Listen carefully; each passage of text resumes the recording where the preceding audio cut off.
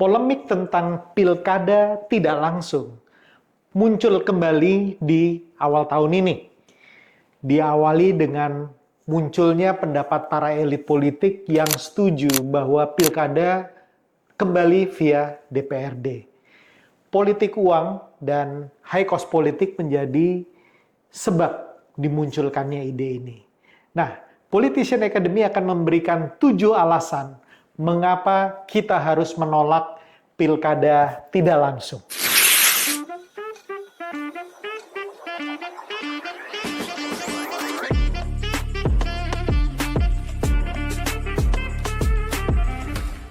Hai Sobat Politician Academy, bertemu lagi dengan Bung Gas Chandra, coach dari Politician Academy. Teman-teman, akhir-akhir ini isu tentang pilkada tidak langsung kembali muncul di publik. Katanya pilkada via DPRD itu akan membuat biaya menjadi lebih murah, biaya menjadi lebih efisien, dan katanya rakyat sudah capek dengan politik uang. Pengeluaran melalui pilkada itu sangat mahal. Nah, tapi pertanyaannya, dengan mengganti sistem pilkada, apakah itu merupakan solusi terhadap permasalahan high cost politik atau politik uang? Atau ini malah mencabut hak prinsip dari masyarakat untuk bersuara? Mari kita bahas di alasan yang pertama.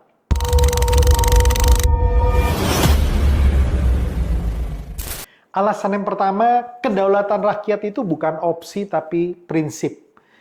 Konstitusi kita jelas, kedaulatan berada di tangan rakyat. Pilkada langsung bukan hadiah dari elit, tapi hak dasar warga negara untuk menentukan siapa yang bisa, berhak, mampu mengelola daerahnya.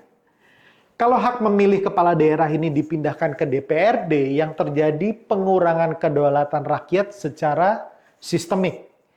Dan demokrasi ini rusak bukan karena rakyat salah memilih pemimpin, tetapi saat rakyat tidak diberi hak memilih sama sekali, dan ini adalah kemunduran demokrasi dan kemunduran reformasi.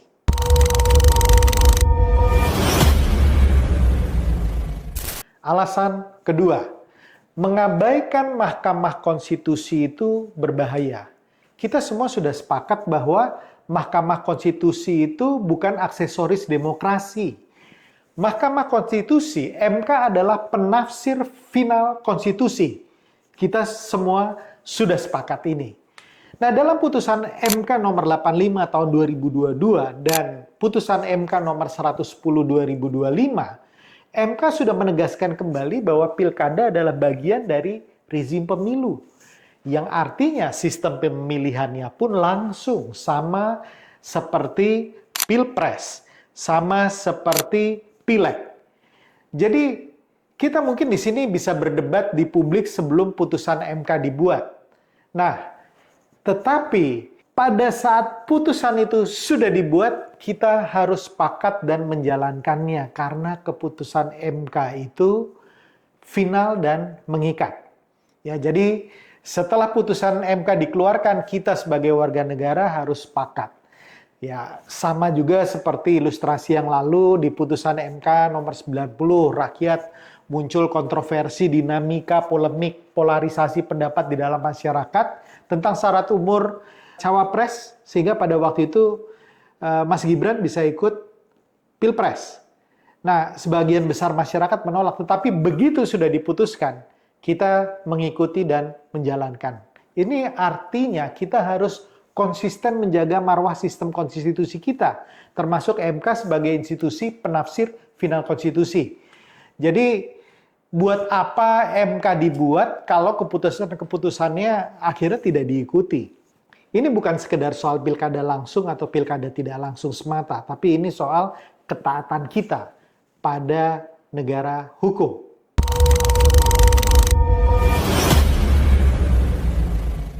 Alasan ketiga, pilkada via DPRD tidak sesuai dengan sistem presidensial. Indonesia adalah negara presidensial. Presiden dipilih langsung oleh rakyat. Kepala daerah adalah eksekutif lokal. Logikanya sama. Harus dipilih langsung oleh rakyat. Kalau kepala daerah dipilih DPRD, maka artinya eksekutif dipilih legislatif.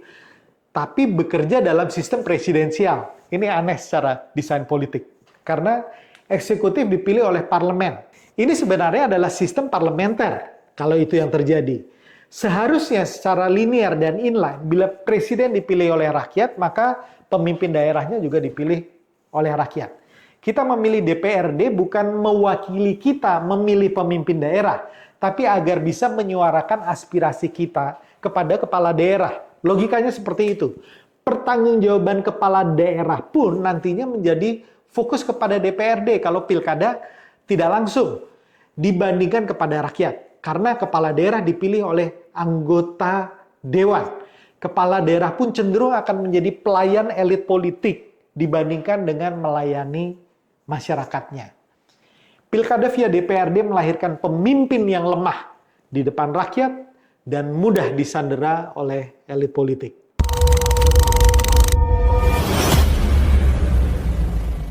Alasan keempat, melemahkan legitimasi dan akuntabilitas. Kepala daerah hasil pilkada langsung, mereka akan berhutang mandat kepada rakyat karena dipilih langsung oleh rakyat.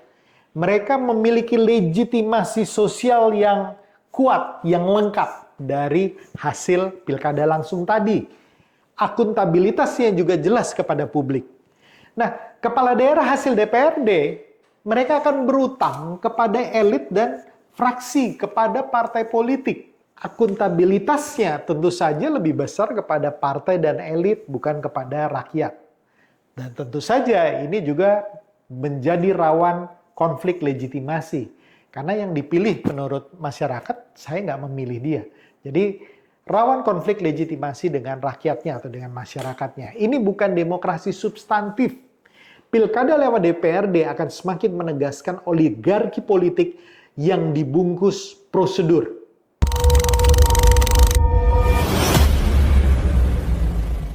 Alasan kelima, pilkada mahal bukan salah rakyat. Pilkada mahal bukan karena rakyat memilih langsung, tetapi karena beberapa hal. Yang pertama, mahar politik dari partai politik yang menjadi tiket untuk pilkada langsung. Kaderisasi dari partai politik yang gagal. Partai politik malas melakukan kaderisasi. Mereka cenderung memilih orang yang sudah jadi.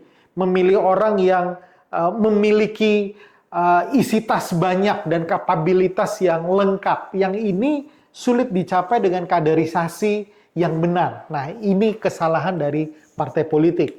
Berikutnya, banyaknya oknum aparat APH dan oknum penyelenggara, baik KPU maupun Bawaslu, yang nakal dan curang di dalam proses penyelenggaraan pilkada.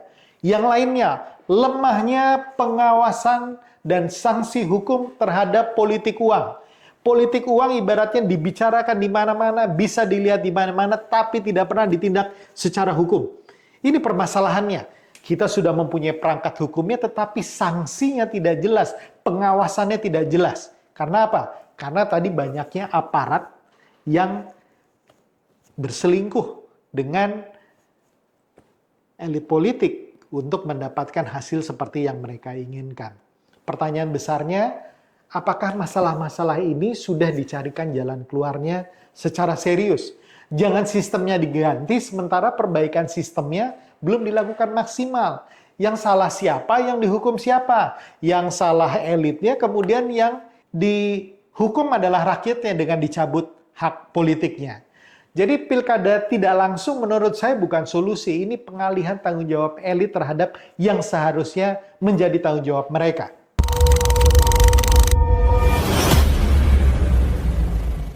Alasan keenam, calon independen dan partai kecil akan mati.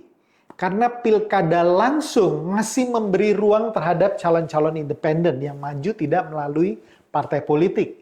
Partai-partai kecil masih bisa kemudian untuk mencalonkan calon-calonnya untuk kemudian berkoalisi dengan partai-partai besar. Kemudian figur-figur lokal yang mempunyai prestasi yang mungkin tidak selalu masuk melalui jalur partai politik, tapi punya rekam jejak yang jelas, masih mungkin bisa muncul. Tetapi pilkada lewat DPRD, jalur independen mati total. Partai kecil di sini semua nanti akan hanya menjadi penonton saja. Karena mereka tidak memiliki kursi di DPRD. Kemudian hanya partai besar dan fraksi dominan yang akan menentukan jalannya pemilihan tidak langsung tersebut. Demokrasi berubah dari kompetisi terbuka menjadi klub elit yang sangat tertutup.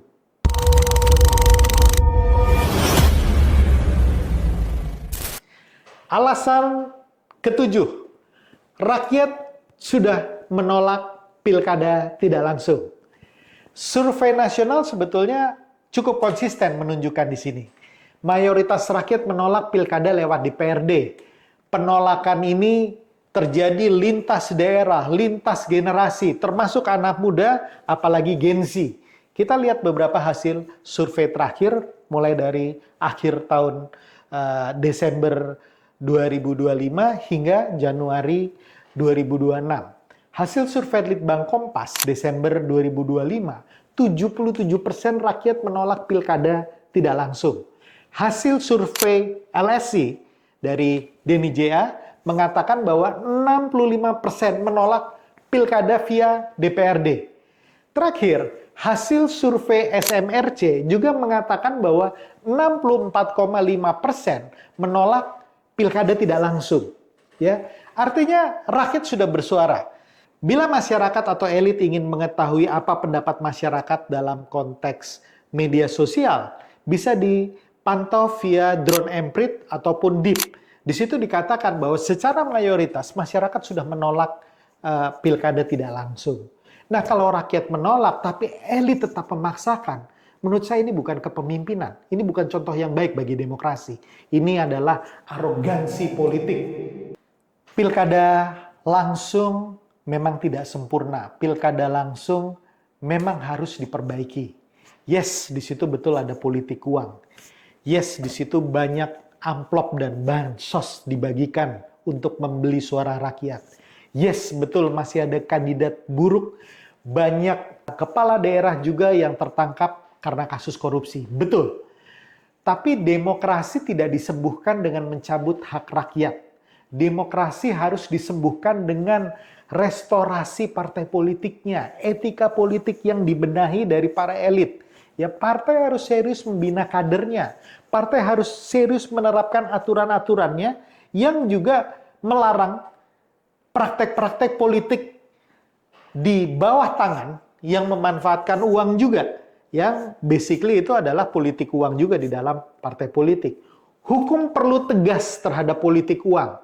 Dan elit yang ada harus bercermin terhadap semua proses dan dinamika yang terjadi di masyarakat. Jadi kalau hari ini kita diam saat hak memilih kepala daerah dicabut, jangan kaget kalau besok hak-hak lain ikut menyusul. Politik bukan soal siapa yang berkuasa hari ini, tapi apakah Republik Indonesia ini akan tetap berpihak kepada rakyatnya. Semoga bermanfaat dan salam kebangsaan.